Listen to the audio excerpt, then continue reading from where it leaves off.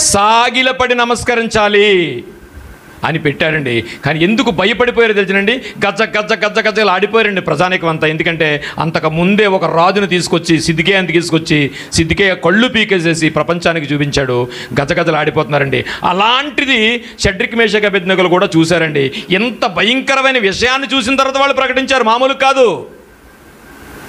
అది మనం మర్చిపోతాం.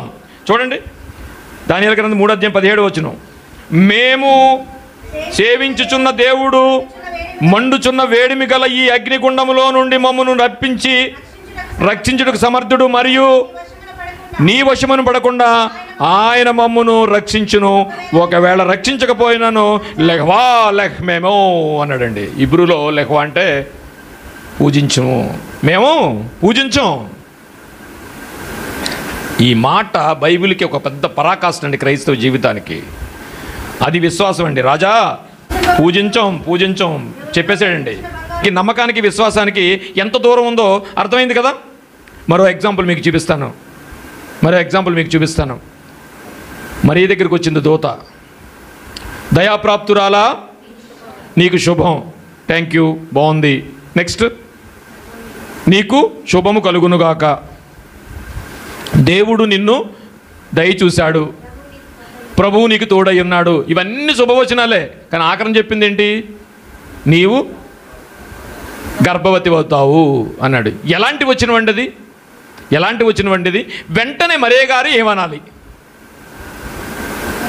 మనం ఆలోచించుకుంటే, మన కల్చర్ని ఊహించుకుంటే, ఆమె కన్య, యూత్. అలాగున్న తల్లి అక్కడ జరిగిందంటే ఇప్పుడులాగా కాదండి. మీరు ఎక్కడికి వెళ్తారో తెలీదు. ఇప్పుడున్న ఆడపిల్లలకు కాదు, ఇప్పుడున్న మగపిల్లలకు కాదు. అక్కడ ఇప్పుడు సీసీ కెమెరాలు కూడా పనిచేయవండి అక్కడున్న చట్టానికి. అలాంటి పరిస్థితుల్లో ఆమె ఒక మాట అందండి. ఈ మాటను మీరు మర్చిపోకూడదు. ఎందుకంటే నీవు గర్భవతి అవుతావు అని అన్నది. ఆ అనే మాట ముందు ఆవిడకున్న పరిస్థితి ఏంటి తెలిసినండి? ఆల్రెడీ నిశ్చితార్థం అయిపోయింది. మనలాంటి నిశ్చితార్థం కాదు అది. పెళ్లిపీటల మీద కూడా లెగిసి వెళ్ళిపోతున్నారు. ఆ నిశ్చితార్థం కాదు అది. ఈ నిశ్చితార్థం ఎలాంటిదంటే, వన్స్ నిశ్చితార్థం జరిగితే పెళ్ళి అయిపోయినట్టే. దానికి గ్రీకుల యొక్క గ్రంథాల్లో మాట రాసిందండి. తెలిసిన గ్రీకుల గ్రంథాల్లో అలాగా ఇది అయిన తర్వాత, ప్రధానం అయిన తర్వాత, అటు వరుడు వల్ల కానీ వధువు వల్ల కానీ తప్పు జరిగినప్పుడు ఆమెని ఏమంటారు తెలిసినండి? కన్యకైన వెధవరాలు అని రాస్తారండి. యూదుల గ్రంథాల్లో రాసుకున్నారు ఆ మాట. అదొక భయంకరమైన చట్టం. అదొక భయంకరమైన ఒక స్త్రీ భరించలేనంత పేరు అది. ఎందుకంటే కన్యకైన వెధవరాలు, కన్యకే. కానీ జరిగిపోయింది ఒక అభాండం ఆవిడ మీద. ఇటు వల్ల పెళ్లి జరగలేదు. ఇక ఆ పెళ్ళి ఇంకెప్పుడు ఆవిడికి జరగదు, తప్పు చేసింది కనుక. స్త్రీలకేనా అంటే ఆ రోజుల్లో స్త్రీలకే వివక్ష ఎక్కువగా ఉండేది. సో దేవదూత వచ్చి ఏమందంటే, అన్నీ బాగానే చెప్పింది. వెంటనే నువ్వు పరిశుద్ధాత్మతో గర్భవతి అవుతావు అని. కానీ ఏమంటే ఏం చెప్పాలండి? ఏం చెప్పాలి ఆవిడ? అయ్యో, ఆల్రెడీ నాకు ఇది జరిగింది కదా. చట్టం చూస్తే బయట భయంకరంగా ఉంది కదా. రాళ్ళు ఇచ్చి కొట్టి చంపేస్తారు కదా. నిశ్చితార్థం జరిగిన తర్వాత వెంటనే ఆయన వదిలేస్తాడు కదా. నాకు గర్భవతిని అయినప్పుడు ఎలాగిది సాధ్యం అవుతుందని ఆవిడ ఒక మంచి మాట అడిగింది. ఏమిటండి? నేను పురుషుని ఎరిగిన దాననే ఇది ఎలాగు జరుగును. ఇది ఎలాగు జరుగును అంటే అర్థం ఏంటండి? ఆమె ప్రాణం గురించి కానీ, ఆమె ఏసేపు గారిని వదిలేయడం గురించి కానీ మాట్లాడలేదండి ఆవిడ. How it is possible my father? ఎలా జరుగుద్ది? ఇటు గర్భవతి అవుద్దా? కన్యక గర్భవతి అవుద్దా? How it is possible? చూడండి ఆమె మాట. నా పాయింట్ అర్థమైందా మీకు? నేను గర్భవతిని అయితే ఎలాగా అనట్లా. అసలు నేను ఎలా గర్భవతిని అవుతాను? అబ్బో, అది చాలా వింత కదా, అద్భుతం కదా. అక్కడ ఆగిపోయిందండి. ఎందుకంటే వచ్చింది దేవదూత. ఆవిడికి తెలుసు, విశ్వాసం ఉంది. కలకన్నానేమో, ఇదేమన్నా ఇమేజ్ ఏమో. నో, ఆవిడ భక్తురాలు కనుక ఆవిడికి ఖచ్చితంగా దేవదూత ఎలా ఉంటుందో తెలుసును. అండ్ అందరికీనండి స్వప్నాల్లో కనిపించారండి యేసేపు గారికి, అందరికీ. కానీ డైరెక్ట్గా కనిపించింది మరియమ్మ గారికండి. డైరెక్ట్గా కనిపించింది మరియమ్మ గారికండి. అప్పుడు ఎలాగ సాధ్యమని అడగగానే ఎలాగ సాధ్యమని అడిగింది కానీ ఎలా కుదురుతుంది ప్రభు అని అనలా, అద్భుతాన్ని ఎక్స్పోజ్ చేస్తుంది ఆవిడ. జరుగుతున్న అద్భుతాన్ని, ఇంత అద్భుతం జరుగుద్దా? ఎస్, ఇంత అద్భుతం జరుగుద్ది. దాని డెఫినేషన్ పక్కన పెట్టే టైం లేదు. కానీ మీకు ఎందుకు మరియమ్మ గారికే అంత ఆప్షన్ దేవుడు ఇచ్చాడంటే, మనం ఏదో చాలా సింపుల్గా తీసుకుంటాం ప్రియులారా. మరియమ్మ గారు అంటేనే, మరియమ్మ గారండి ఆమె విశ్వాసంలో, మరియమ్మ గారండి ఆవిడ విశ్వాసంలో ప్రవక్తలను దాటేసింది ప్రియులారా. మరియమ్మ గారండి ఆవిడ విశ్వాసంలో యాజకులను దాటేసింది ప్రియులారా. ఇద్దరిని మీకు వివరించి నేను క్లోజ్ చేస్తాను. మరియమ్మ గారు బావగారు ఎవరండి చెప్పాలి, కొన్ని రిలేషన్స్ తెలియాలి. మరియమ్మ గారు బావగారు ఎవరని మిమ్మల్ని అడుగుంటారు ఎవరన్నా ఇప్పటివరకు, ఎందుకంటే ఆ పదమే వాడుండరు. మరియమ్మ గారు బావగారు ఉన్నారు, ఎవరు చెప్పండి. పోనీ అక్కెవరు? ఎలిజబెత్ గారు భర్త ఎవరు? జకరీ గారు మన ఆచారం ప్రకారంగా బావగారు అవుతారు కదా. సో ఈ పదం ఎప్పుడు వినుండరు అంతే మీరు. సో అలాంటి ఆయన యాజకుడు అనగానే దేవుడి దగ్గర ఎంత విశ్వాసం ఉంటుందండి? యాజకుడు అనగానే దేవుడి మీద ఎంత నమ్మకం ఉంటుందండి? ఒక ఫైన్ డే అప్పటికి కూడా జకరీ గారికి సంతానం లేదు. ఒకరోజు దూత వచ్చిందండి, దేవదూత వచ్చి గర్భగుడిలో మన లెక్క ప్రకారంగా పరిశుద్ధ స్థలంలో ఆయన యాజకత్వం చేస్తుండగా ఒక దూత వచ్చి, జకరియా నీకు పిల్లలు లేరు కదా, నీకు ఒక అబ్బాయి పుడతాడు అని అన్నది. ఆయన ఏమన్నాడండి తెలుసా మీకు? ఎవరండి వచ్చింది? దేవదూత. ఈనో అడిగింది ఎవరిని, చెప్పింది ఎవరికండి? జకరీ గారు ఎవరండి? అంతకుముందు ఆయన పోస్ట్ ఏంటండి? యాజకుడు. ఏమంటే యాజకుడు అంటే మామూలు విషయం సార్, మామూలు విషయమ్మా. ఏమన్నాడు తెలిసిన ఆయన కూడా నమ్మకం దగ్గర ఆగిపోయాడు ప్రియులార, విశ్వాసానికి వెళ్ళలేదు. ఏమన్నా తెలిసిన, నాకొక సూచక క్రియ కావాలి. ఎలా పుడుతుంది? మేము వృద్ధులైపోయాం కదా, నాకెలా పుడుతుంది? భార్య ఉంది, భర్త ఉన్నారు, వయసు అయిపోయిందని ఒక పాయింట్ అయితే పుట్టొచ్చేమో, ఆల్రెడీ ఒక ఇన్సిడెంట్ జరిగి ఉంది. నేను ఇవన్నీ ఎందుకు చెప్తానంటే, మన జీవితంలో అందరూ దేవుని యొక్క విషయాల్ని రుచి చూసిన వాళ్ళమే. నాకున్న కొన్ని పరిస్థితుల్లో నా కూతురు పెళ్లి చేయలేనేమో అనుకున్నాను, చాలా బాధపడ్డాను, చాలా ప్రేయర్ చేశాను. ఆ ఆఖరి స్టేజ్ వచ్చేటప్పటికి చేయలేని పరిస్థితికి వెళ్ళిపోయాను. కానీ నా జనరేషన్లో, నా చుట్టాల్లో ఎవరూ చేయలేనంత గొప్పగా పెళ్లి జరిగింది. చాలామంది ఏమన్నారంటే, ఇక్కడ వాడకూడదు కానీ సింహం ఎప్పుడు సింహమే అని అన్నారు. అంటే మా ఫ్యామిలీస్లో కొంచెం అలా ఉంటాను, అది పక్కన పెట్టేసండి. దేవునికి మహిమ కలుగును గాక, నేను మహిమ పడకూడదు అండి. అప్పుడు ఇన్ని తెలిసిన నాకు మళ్ళీ ఇప్పుడు ఏదో కార్యక్రమం వచ్చిందనుకోండి, ఆ కార్యక్రమానికి నువ్వు ఎంత విశ్వాసంతో ఉండాలి? నమ్మకానికి విశ్వాసానికి తేడా ఏంటంటే, అన్నీ సవి చూస్తూనే ఉన్నావు, నమ్మితూనే ఉన్నావు. నీ విశ్వాసం నిన్ను కాపాడింది ఎన్నోసార్లు, నీ జీవితంలో ఎన్నోసార్లు నిన్ను బయటపడేసింది. కానీ వచ్చేటప్పటికి మళ్ళా నమ్మకాన్ని దగ్గర ఉండిపోతా కానీ విశ్వాసానికి దగ్గరికి వెళ్ళాం. ఏమంటే యాజకుడైన జకరయ్య గారికి అబ్రహాము గారి గురించి తెలీదండి? తెలుసు. అంత నమ్మకాన్ని విశ్వాసులకు తండ్రికి సంతానం నుంచి వచ్చిన యాజకత్వం చేస్తున్నా ఆయనకి ధర్మశాస్త్రం తెలీదా? మనకు కూడా చాలా తెలుసుగా, చాలా తెలుసు మనకి. దేవుడు ఎంత గొప్పవాడో తెలుసు, సర్వోన్నతుడు, సర్వశక్తిమంతుడు, ఇవన్నీ తెలుసు. కానీ మనకేదన్నా వచ్చేటప్పటికి మనం ఏం చేస్తామంటే నమ్మకం దగ్గర ఆగిపోతాం, విశ్వాసంలోనికి వెళ్ళాం. అక్కడ యాజకుడైన జకరయ్య గారు ఏం చేశారంటే, హౌ ఇట్ ఈస్ పాసిబుల్, నేను ముసలివాణ్ణి కదా, ఎలా జరుగుతుంది? చెప్పావు కానీ చిన్న ఎవిడెన్స్ ఏదైనా చూపించు, సూచక్రియకి చూపించు అనగానే ఆయనకి ఏమైంది తెలుసండి? అన్నీ తెలిసినోడు అడిగితే ఎలా ఉంటుంది అనుకుంటున్నారు? మన ఇంట్లో పిల్లాడు ఉన్నాడు అనుకోండి, 2 పిల్లలు ఉన్నారు, ఒకడు బాగా అల్లరి చేస్తుంటాడు, ఉదయం నుంచి సాయంత్రం వరకు వాడికి అదే పని. ఇంకొకడు ఉంటాడు మంచోడు, ఆడు ఏమీ చేయడు, పాపం 10 రోజులకు ఎప్పుడు అనుకోకుండా చిన్న విషయం ఏదో చేస్తాడు. అప్పుడు మనం ఏమంటాం తెలుసునండి, ఎరా ఆడికంటే డాష్ లేదు, బుద్ధి లేదు, నీకేమైంది మనం అడుగుతామండి, అవునండి. కానీ దేవుడికి ఎంత కోపం వచ్చింది తెలుసునండి? నమ్మకాన్ని నుంచి ఎన్నో విశ్వాసాలు చూసిన నువ్వు, ఎన్నో పరిస్థితుల్లో మనందరం నమ్మకంలోంచి విశ్వాసంలోనికి వెళ్ళి ఎన్నో విశ్వాసాల ద్వారా మనం లోపరుచుకుని, ఎన్నో విశ్వాసం ద్వారా దేవుణ్ణి నమ్మి అనుభవం ఉన్న మనం కానీ ఆ విశ్వాసాన్ని వదిలి నమ్మకంలోనే ఉండిపోతే ఏం జరుగుతుంది తెలిసిన? జకరియా గారికి ఏం జరిగిందండి? వెంటనే నోరు పడిపోయింది. ఎన్ని తెలుసండి మనకు దేవుడి గురించి? ఎన్నో విషయాలు తెలుసు. కానీ మనం ఏం చేస్తాం? ఆపద వచ్చిన వెంటనే ఏం చేస్తాం? ఆయనకి అప్పచెప్తామా? అయ్యా నాకు అదే చేసావు కదా, ఇదంతా నీ చిత్తం నాయన, చేసినా పర్లేదు చేయకపోయినా పర్లేదు, నువ్వు గొప్పోడు, చేస్తే అది నాకు అవసరమేమో, చేయకపోతే అవసరం లేదేమో. ఇది విశ్వాసం. మీకు ఒకటి చెప్పనండి, మీరు ప్రార్థన చేస్తున్నారు, రిజల్ట్స్ వస్తుంది. ఏం రిజల్ట్స్? మీరు అనుకున్నది వస్తేనే రిజల్ట్స్ మీకు, అంతేనా? ఓ రోజు కొడుకు చచ్చిపోతాడని దావీదు గారు కూడా ప్రార్థన చేయడం మొదలెట్టారు. చేశాడు 12 రోజులు చేశాడు, చచ్చిపోయాడు ఆయన. కానీ దావీదు గారికి దేవుని యొక్క హృదయానుసారుడు కనుక ఎందుకు చంపేశాడనే తర్వాత విషయం. ఆయన చంపేశాడు కనుక అదే రిజల్ట్స్. ఆయనే చంపేశాడు కనుక జవాబేంటి? చచ్చిపోవడమే జవాబు. అలాగే మన జీవితాల్లో కూడా కొన్ని జవాబులు వస్తాయి. ఏ జవాబు వచ్చినా సరే నీ విశ్వాసం ఎలా ఉండదు? తండ్రి నీ చిత్తం. దేవునికి స్తోత్రం. తండ్రి నీ చిత్తం. ఇక్కడ చూడండి, నువ్వు గర్భవతి అవుతావు అంటే ప్రాణం పోయినట్లు లెక్కండి.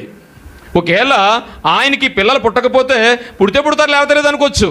కానీ గర్భవతి అవుతాడు అంటే ఖచ్చితంగా ఆమె ప్రాణం పోద్దండి. ఆ ప్రాణం పోయే పరిస్థితుల్లో ఇక్కడ ఈవిడ చేసింది ఏంటి?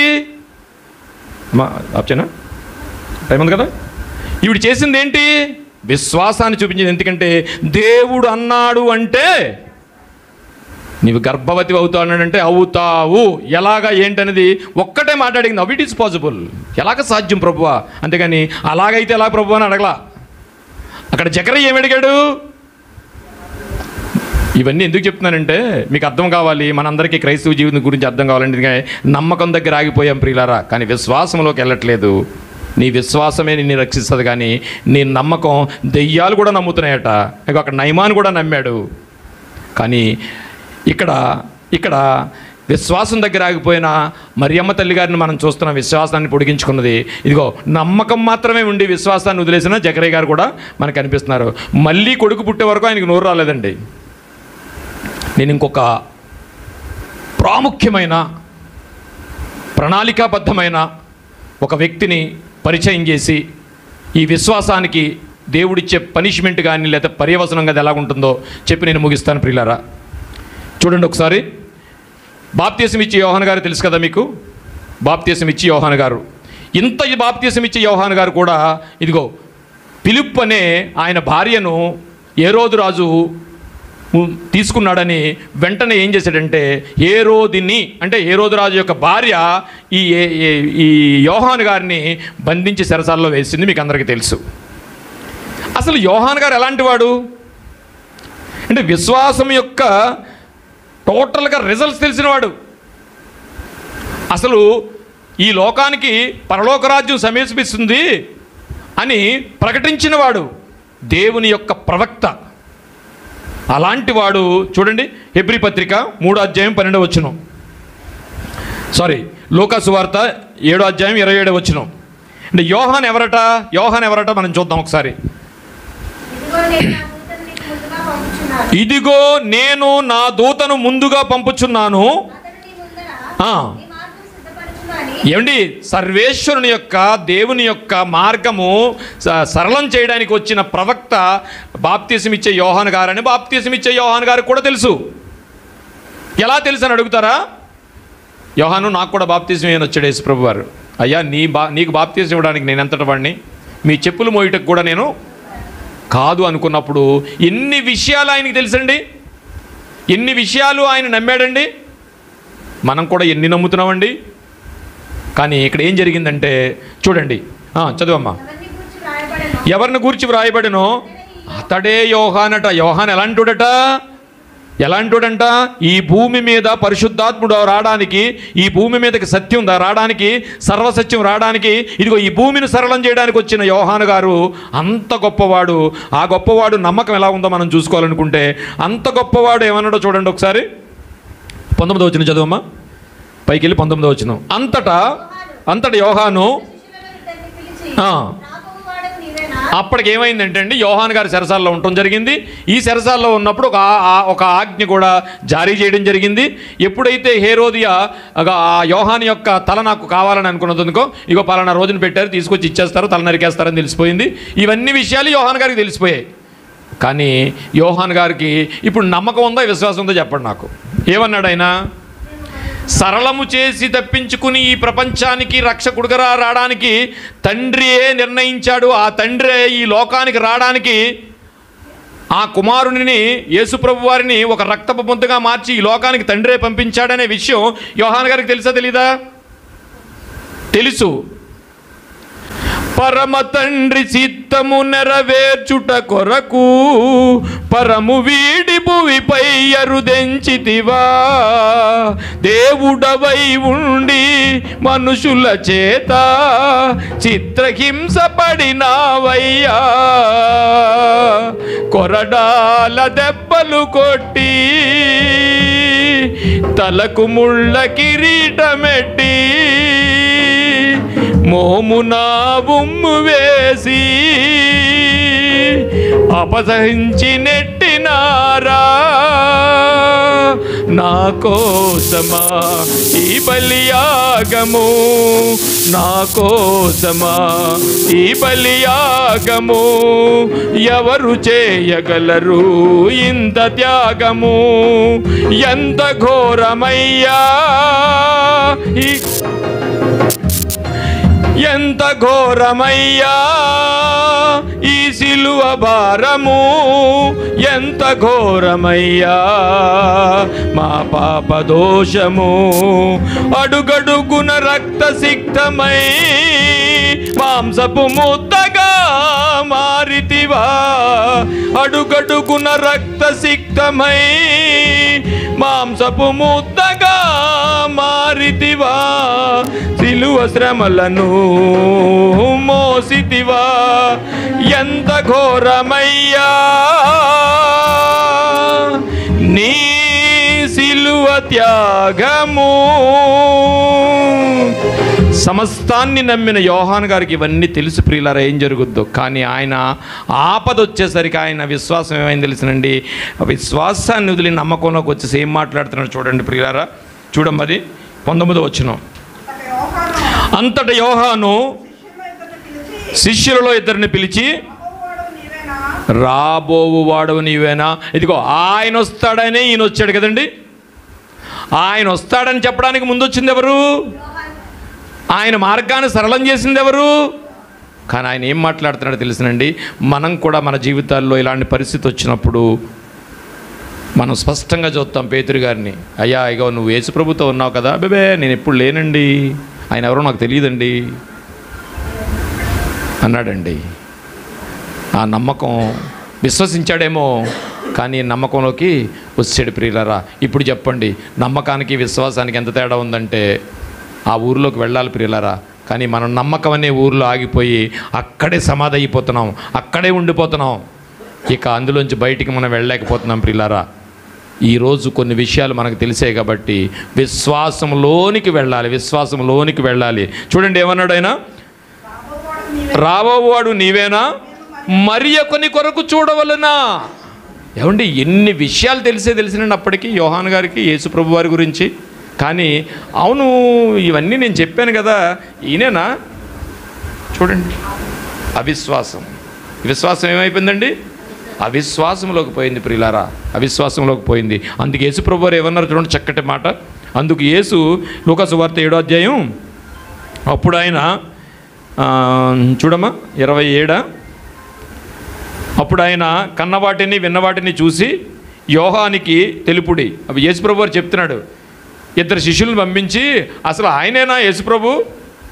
ఎందుకంటే నేను భక్తుడిని కదా, నన్ను చంపేస్తానన్నారు కదా, మరి ఏమీ యాక్షన్ తీసుకోవట్లేదేంటి? కానీ నువ్వు చనిపోవటమే నీకు దేవునికి మహిమకరం, దేవునికి స్తోత్రం. నీకు కీడు రావడమే దేవునికి మహిమకరం. కీడు ఎందుకు వస్తుందట? కీడు ఎందుకు వస్తుందో తెలుసండి, ఒకడు మంచం ఎక్కుట వలనను ఎముకలలో ఎడతగిన నొప్పులు కలుగుట వలన వాడి శిక్షణ నొందునట. ఆర్టీసీ బస్సులో చూడండి రాసి ఉంటాడు, డ్రైవర్ శిక్షణలో ఉన్నాడని. అంటే లోనేసి కొట్టేస్తున్నారనా? కాదు, శిక్షణలో ఉన్నాడు. ఒకడు శిక్షణ అందుట, ఒకడు మంచం ఎక్కుట వలనను ఎముకలలో ఎడతగిన నొప్పులు కలుగుట వలనను వాడు శిక్షణ నందును. ఎందుకు దేవుడు శిక్షిస్తాడు అంటే నిన్ను విశ్వాసంలోకి పంపించడానికి. నీ విశ్వాసమే నిన్ను రక్షిస్తుంది. ఆ విశ్వాసంలోకి నీకు వెళ్ళాలంటే ఏం కావాలి? శిక్షణ కావాలి. అందుకే నేనేం చేస్తానంటే గాయము చేసేవాడును నేనే, గాయము కట్టువాడును నేనే. ఏమండి? గాయము కట్టువాడు నేనే. ఇప్పుడు విశ్వాసానికి దీనికి ఎంత తేడా ఉందో మనకు అర్థమైంది కదా. ఇప్పుడు ఇంకా ఏమన్నాడో చూడండి. అప్పుడు ఆయన మీరు వెళ్ళి యోహానుకు తెలుపుడి. ఇది ఎందుకు చెప్తున్నాడో తెలుసునండి. ఇవన్నీ జరుగుతాయని యోహాను గారికి తెలుసండి. యోహాను గారికి తెలుసు. అక్కడ రాజా నువ్వు ఏమి చేసినా సరే మేము మొక్కం, ఎందుకంటే వాళ్ళకి అన్నీ తెలుసు. అందుకని దేవుడు ప్రియులారా ఈరోజు నమ్మకానికి విశ్వాసానికి ఎంత తేడా ఉందంటే అసలు ఆ ఊరు దాటి మనం వెళ్ళలేకపోతున్నాం ప్రియులారా. అందుకని ఖచ్చితంగా మనం ఈ నమ్మకాన్ని వదిలి విశ్వాసం అనే ఊరిలోకి వెళ్ళాలి. నమ్మకానికి విశ్వాసానికి ఎంత తేడా ఉందంటే ఎంతో తేడా ఉంది ప్రియులారా. ఆ నమ్మకాన్ని దాటి మనం ఏం చేయాలంటే విశ్వాసంలోనికి వెళ్ళాలి. ఖచ్చితంగా విశ్వాసం ఉండాలి. విశ్వాసం లేకపోతే చాలా చోట్ల యేసుప్రభు వారు నీ విశ్వాసమే నిన్ను స్వస్థపరుస్తుంది, నీ విశ్వాసమే నిన్ను అధికమైన కీడుల నుంచి బయటపడేస్తుంది. ఈ విషయాన్ని మనం తెలిసి మనం బ్రతకాలి ప్రియులారా. విన్న మాటలను బట్టి దేవుడికి చిన్న ప్రార్థన చేసుకుందాం. మహోన్నతుడును మహాపరిశుద్ధుడువైన మా పరలోకపు తండ్రి, ఈ ఉదయకాల సమయంలో నీ కృపను బట్టి నీ లేఖనాలు నాయనా, మీ లేఖనాలే మమ్మల్ని బ్రతికించేవి. నీ వాక్యమే మా పాదాలకు మార్గం నాయనా. అలాంటి పరిస్థితిని మాకు దయచేసి ఈరోజు కొన్ని విషయాలను మాతో మాట్లాడినందుకు మీకు కృతజ్ఞతాస్తుతులు చెల్లిస్తూ నాయనా, ఎందు నిమిత్తమైతే నీ పిల్లలందరూ ఇక్కడికి వచ్చారో, ఎందు నిమిత్తమైతే ఈ కూడికను పెట్టుకున్నారో, ప్రతి కూడికను ప్రతి దాన్ని సమస్తాన్ని మీ చేతులు మీ చిత్తానికి అప్పగించుకుంటూ ఈ చిన్న ప్రార్థన యేసువారి ప్రశస్తమైన నామంలో మిక్కిలి వినయంతో బ్రతిమలాడి వేడుకొనుచున్నాము తండ్రి, ఆమేన్. అందరికీ వందనాలమ్మా.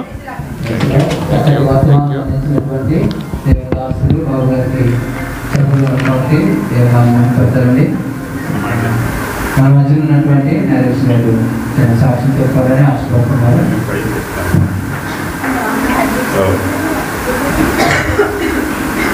హలో, నా పేరు నరేష్ అండి. ఇప్పుడు అండి ఇలా నిలబడ్డారంటే అది దేవుడి మహిమే అండి. ఎంచేదంటే నేను 2023-2022లో చాలా స్ట్రగుల్ పడ్డప్పుడు నేను అనుకోకుండా బాబు గారు దేవుడిని నమ్ముకున్నట్టు, అప్పుడు బాబు గారు ఏంటంటే దేవుడిని నమ్ముకున్నారంటే చాలా భయంకరమైన పరిస్థితులు. ఆ చర్చిలో 24 రాత్రులు కూడా తాళం తీసుకుని అక్కడే ఉండిపోయి ఎంతో భయంకరమైన ప్రార్థన చేస్తే దేవుడు ఎంతో అద్భుతాలు చేశాడు. వాళ్ళ కుటుంబం చాలా మంచి వ్యక్తి అండి. అంటే 25 years బట్టి ఇక్కడ స్వర్ణ డయాగ్నోస్టిక్స్ అని ఉండేది ఇక్కడ చక్కెరపాణి గారి హాస్పిటల్ దగ్గర, ఎవరికైనా పరిచయం ఉంటే. చాలా మంచి వైద్యం, మంచి మనిషి. ఇక్కడ చెప్పాల్సింది ఏంటంటే ఏదో పొగుడుతున్నా అనుకోకండి. ఆయన ప్రతి ఫుల్గా అప్పుడు దేవుడు ఆయన చేసిన మేలుని బట్టి ఒకరోజు కూడా ఖాళీ ఉండరండి. కావాలంటే మీరు యూట్యూబ్లో అది చూడండి. ప్రతిరోజు వర్తమానం అనేది నాకు ఏదో చోటకి వెళ్తారు. నన్ను కూడా కొన్ని చోట్ల తీసుకెళ్లారు అండి. అంత కృతజ్ఞత ఉంది ఆయనకి. అండ్ ఎంతోమందిని వైపు నడిపిస్తున్నారు ఆయన, ఎన్నో ఆత్మలు రక్షిస్తున్నారు అండి. ఇక్కడ ముఖ్యంగా ఇంక నా విషయంలో టైం లేదు, మళ్ళీ సాయం చెప్తాను. నేను భయంకరమైన పరిస్థితిలో ఉండగా ఇంటికాడ ఉండలేని పరిస్థితి, అప్పులు లేని ఇంకోటైనా ఇంకో రకరకాల శత్రువులు ఇదే, ఇంటికాడ నేను అట్లా ఇంట్లో ఉండలేను. ఇంకా అలాంటి పరిస్థితిలో బాబు గారు చర్చిలో కలిశారు. నేను కూడా 2-3 సార్లు మరణం. అలాగా మమ్మల్ని ఇద్దరిని కూడా కొన్ని సారూప్యాంశాలు చాలా ఎక్కువ. అలాంటి పరిస్థితుల్లో కూడా చిన్న సాయం దేవుడి మందని చెప్పాలి. ఆర్థికంగా కూడా ఆయన పరిస్థితి లేకపోయినా ఏదో పిల్లోడు ఫీజు చేసుకున్నా కూడా ఆయన ఎంతో సాయం చేశారు. అంటే ఎవరైనా చెప్తున్నాక కూడా సాయం చేయడండి, అలాంటిది పిలిచి కూడా సాయం చేశారు అండి. చాలా మంచి వ్యక్తి అండి. అంటే పొగటం కోసం ఇంట్లో అండి ప్రభు సేవలు ఉన్నారు. ఆయన ఇంకా ప్రభు అనేక రకాలుగా దీవించాలని కోరుకుంటున్నారు. చిన్న సాక్ష్యంగా ఉంటుందని కలిగించాక చాలా సంతోషం అండి. దేవుళ్ళు అందరూ ఎదగడానికి ఆ నమ్మకం నుంచి విశ్వాసానికి వెళ్ళడానికి ఈరోజు దేవుడు మనతో మాట్లాడాడు కనుక మరలా ఎప్పుడైనా అవకాశం వచ్చినప్పుడు నేను కూడా జేసస్ కాల్స్కి వచ్చే టైంకి చాలా కొన్ని ఆర్థిక పరిస్థితులు, నేను ఇక్కడ ఆస్థాన విద్వాంసుడి కింద అయిపోయాను. ఎలా అంటే ఒక ఆయన ఎవరో సూసైడ్ చేసుకోవడానికి వచ్చారు. ఒకసారి ఆయన ప్రార్థన చేసుకుంటే ఆయన ప్రార్థనలో తెలుస్తుంది. ఎందుకంటే ఇక్కడి నుంచి ప్రార్థన చేసుకుని వెళ్ళిపోయి సూసైడ్ చేసుకుంటాడు అనమాట. ఇక్కడ ఉండే స్టాఫ్ ఒకళ్ళు చూసి వెంటనే నాకు ఫోన్ చేసేవారు. ఫోన్ చేస్తే నా విషయాలు చెప్పిన తర్వాత మీరు జాగ్రత్తగా ఉండండి బాబు గారని ఆయన నాకు చెప్పేవాడు అనమాట. ఎందుకంటే ఆయన సూసైడ్ విరమించుకున్నాడు అదనమాట. సో మీరందరూ చక్కటి విశ్వాసంతో జేసస్ కాల్స్లో మంచి ప్రార్థనా పరులు ఉంటారు, చక్కగా ప్రార్థన చేస్తారు. మీరందరూ దేవుని వెంబడించి ఆ నమ్మకాన్ని నుంచి విశ్వాసంలోకి వస్తే దేవుడు చక్కగా విశ్వాసం చేసే వాళ్ళని ఆయన రక్షిస్తాడు. దేవుని ఈ చిన్న మాటలు ఆయన మిడికిలో దీవించునుగాక. ఆమేన్. హల్లెలూయా. చక్కటి వర్తమానం అందించినటువంటి దేవుని దాసులు బాబు గారికి ప్రత్యేకమైనటువంటి వందనాలు తెలియజేసుకుంటున్నాను. ఇప్పుడు అయ్యగారు కూడా చక్కగా నమ్మకత్వంలోంచి విశ్వాసంలోకి ఎలాగా మనం స్టెప్ వేయాలో అవన్నీ కూడా మనకి నేర్పించారు. నిజమే.